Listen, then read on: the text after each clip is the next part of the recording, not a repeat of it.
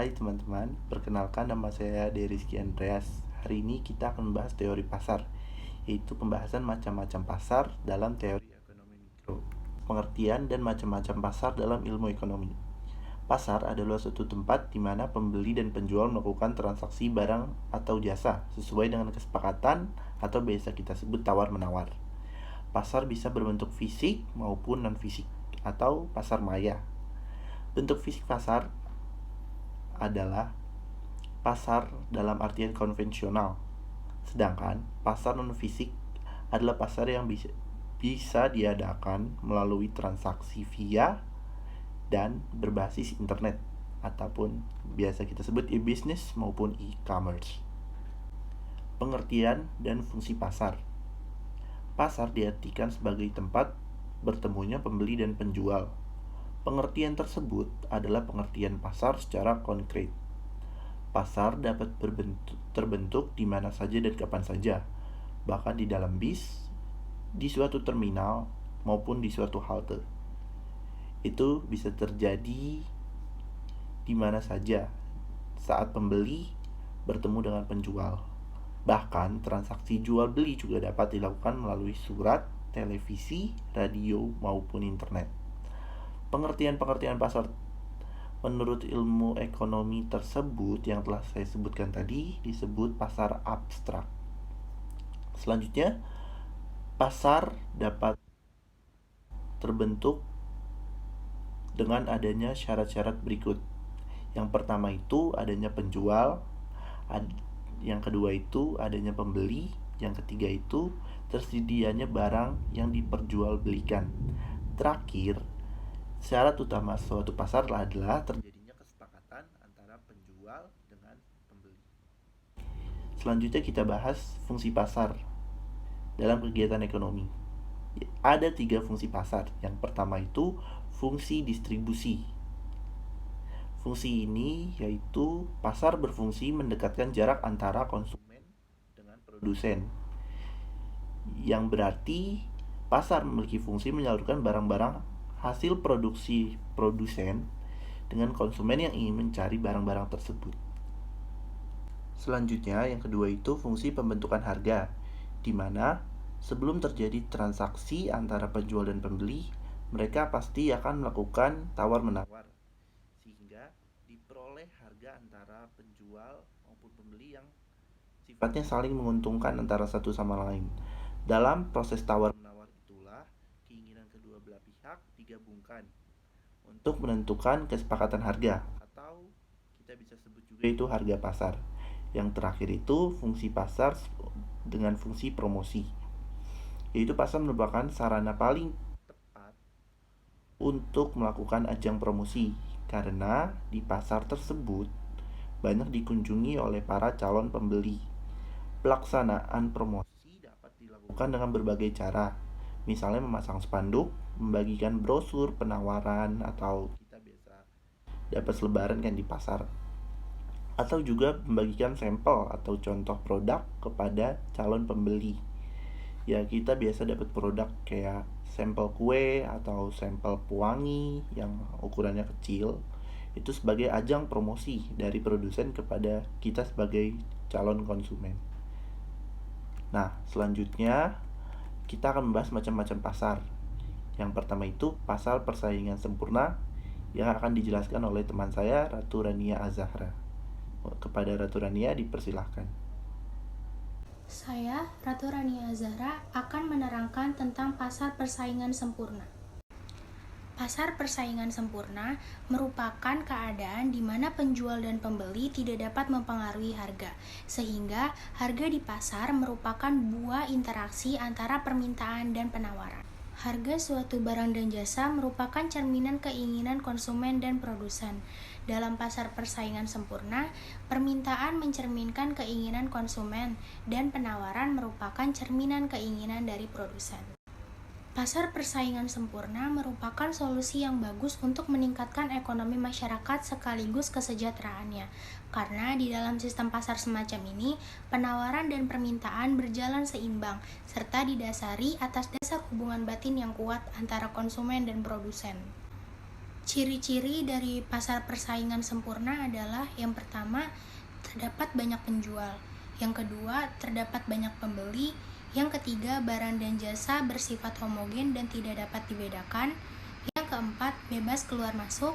Yang kelima, kebebasan untuk mengambil keputusan. Dan yang keenam, setiap pihak dapat memantau pasar dengan sangat mudah.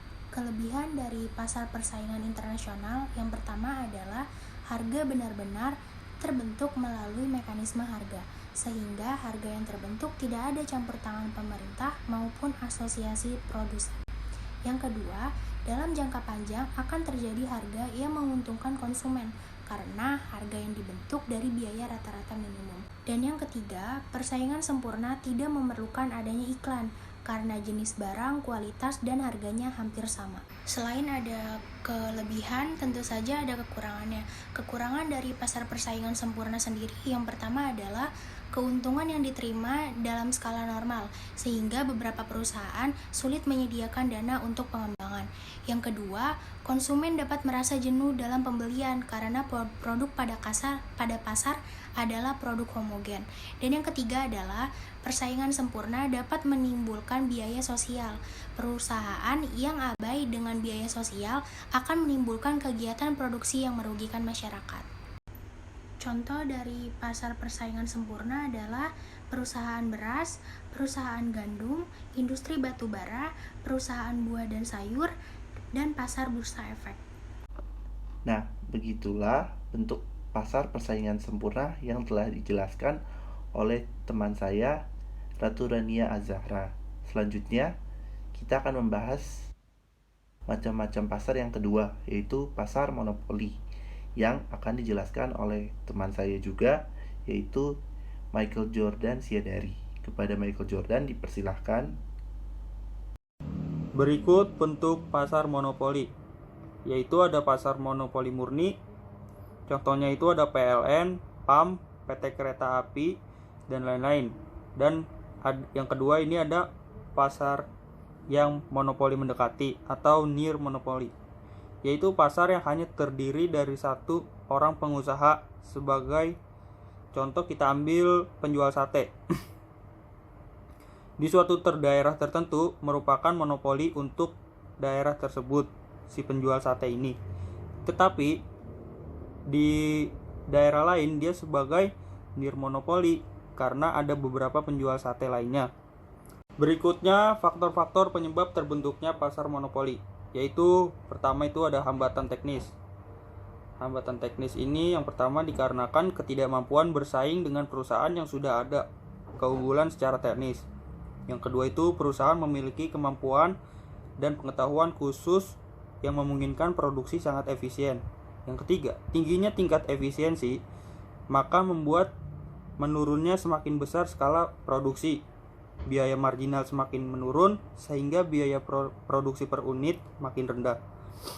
Yang keempat itu perusahaan memiliki kemampuan kontrol sumber faktor-faktor, baik berupa sumber daya alam, sumber daya manusia, maupun sumber daya produksi. Yang kedua itu ada hambatan legalitas. Yang pertama ini untuk hambatan legalitas ada undang-undang dan hak khusus. Tidak semua perusahaan mempunyai daya monopoli karena kemampuan teknis. Dalam kehidupan sehari-hari, kita menemukan perusahaan-perusahaan yang tidak efisien tetapi memiliki daya monopoli. Hal ini dimungkinkan karena secara hukum mereka diberi hak monopoli di Indonesia. Contohnya yaitu BUMN. Yang kedua itu ada hak paten atau hak cipta. Tidak semua monopoli berdasarkan hukum, mengakibatkan inefisiensi. Hak paten atau hak cipta adalah monopoli berdasarkan hukum karena pengetahuan kemampuan khusus yang menciptakan daya monopoli sehingga teknik. Contohnya orang yang menemukan sesuatu maka ia memiliki hak monopoli atas penemuan itu. Nah, pasar monopoli dalam prakteknya di Indonesia dijalankan oleh sektor pemerintahan dengan alasan bahwa pengelolaan pasar monopoli diajukan untuk mendukung kesejahteraan hidup masyarakat. Sebagai contoh yaitu pengelolaan listrik bagi kehidupan masyarakat yang hingga saat ini masih dikelola oleh PLN. Pemerintah berusaha menetapkan tarif dasar listrik yang dapat dijangkau oleh seluruh rakyat, dari segmen ekonomi rendah sampai yang mencukupi. Namun praktek pasar monopoli tidak selamanya menguntungkan karena juga dapat berdampak negatif, yang diantaranya pasar tidak dapat berkembang karena tidak ada persaingan di dalam pasar. Di samping itu, masyarakat juga tidak mempunyai pilihan lain karena hanya ada satu pilihan dalam pasar. Dari sisi negatif dan positif, maka pasar monopoli harus disampaikan pada posisi yang tepat agar tidak mengganggu perekonomian dalam masyarakat. Terima kasih. Itulah penjelasan pasar monopoli oleh teman saya, Michael Jordan Siadari. Selanjutnya, kita akan membahas macam-macam pasar yang ketiga, yaitu pasar oligopoli yang akan dijelaskan oleh rekan saya, yaitu Izar Fauzi. Kepada Izar Fauzi, dipersilahkan. Saya Izar Fauzi. Di sini saya akan menerangkan pasar oligopoli. Pasar oligopoli adalah pasar persaingan tidak sempurna. Ini karena dalam ciri pasar oligopoli, jumlah antara produsen atau pedagang tidak sebanding dengan jumlah pembeli atau konsumen. Secara sederhana, pasar oligopoli adalah suatu kondisi di mana hanya terdapat segelintir perusahaan yang menguasai pasar. Sebagai gambaran, monopoli adalah suatu pasar yang dikuasai satu perusahaan. Sejauh ini tidak ada batasan yang tepat jumlah perusahaan yang ada dalam pasar oligopoli. Namun jumlahnya harus cukup rendah alias segelintir sehingga tindakan satu perusahaan secara signifikan bisa mempengaruhi perusahaan lain. Meski hanya ada segelintir perusahaan yang jadi produsen atau pedagang, persaingan pasar oligopoli adalah terbilang sangat sengit. Ini karena setiap perusahaan melakukan berbagai cara untuk mempertahankan konsumen dan berusaha merebut konsumen baru dari perusahaan pesaing. Beberapa efek dari pasar oligopoli adalah persaingan harga. Karena pemainnya sedikit, membuat pasar oligopoli hanya bisa dimasuki oleh perusahaan-perusahaan besar dengan modal kuat. Berikut ciri-ciri pasar oligopoli. Ada 2 perusahaan atau lebih. Biasanya di pasar oligopoli itu terdapat 2 perusahaan atau lebih. 2 produk yang dijual umumnya bersifat homogen. Homogen dalam artian hanya satu produk, tapi yang dijual produknya itu bervariasi. Lalu harga barangnya relatif sama.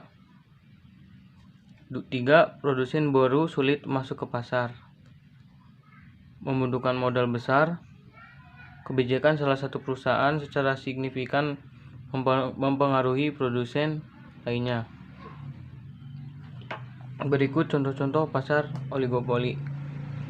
Operator telekomunikasi, industri kendaraan bermotor, industri semen, maskapai penerbangan, perusahaan rokok, transportasi online, penyedia jaringan internet, pabrikan elektronik, pabrikan handphone, produsen mie instan.